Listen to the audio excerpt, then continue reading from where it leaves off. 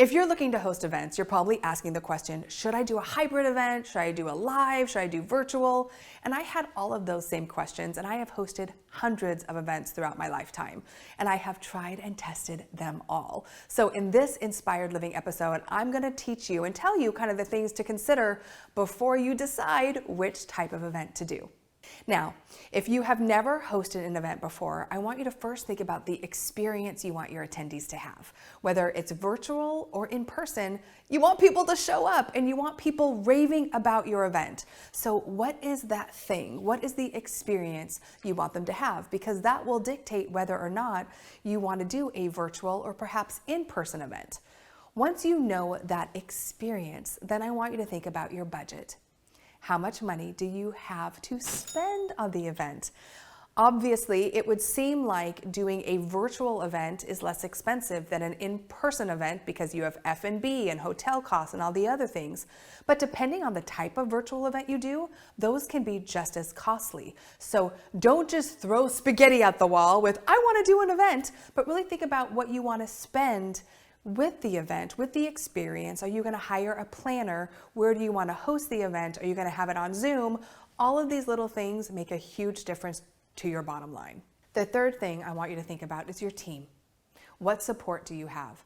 I will tell you, I will never host an event again without an event planner. I have had amazing event planners and I've done it on my own.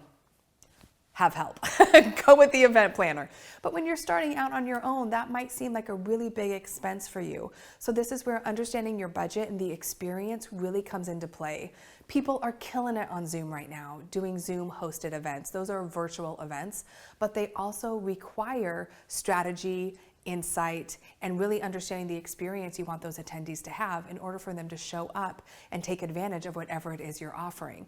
Now, in 2020, obviously, we all went virtual. All of my in-person events, which is how I built Inspired Living, they were gone.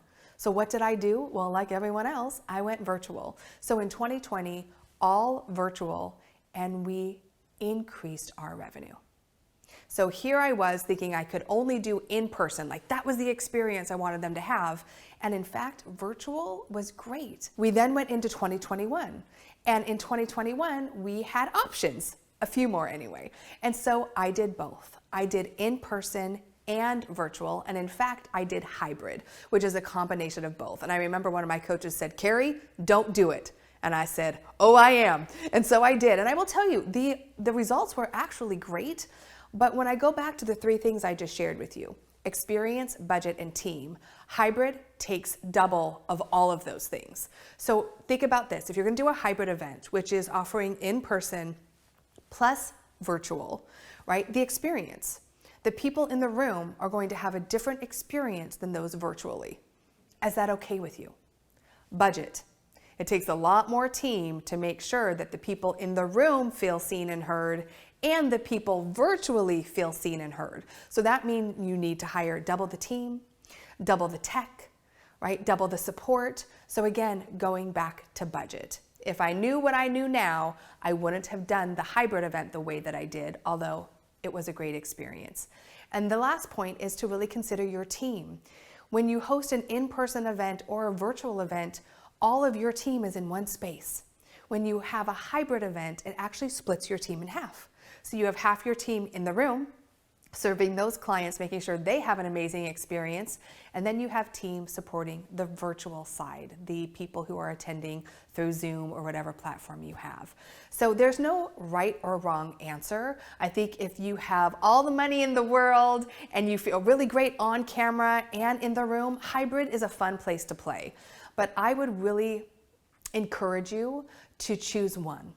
To choose either bringing people back in person, which there's nothing like an in-person event. I swear you cannot replace it, or do virtual and go all in with virtual and have fun with it and create an amazing experience there.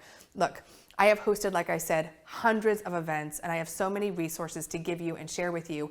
If you would like more information, just put a comment here and put, I want more, and we'll send you our complete guide to events. And that way, again, you can decide what works best for you. Thank you so much for watching this episode.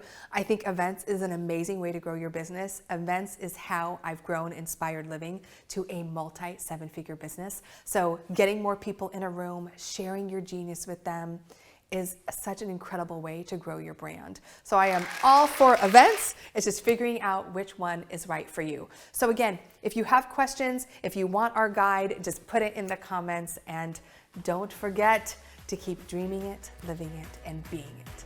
Until next time.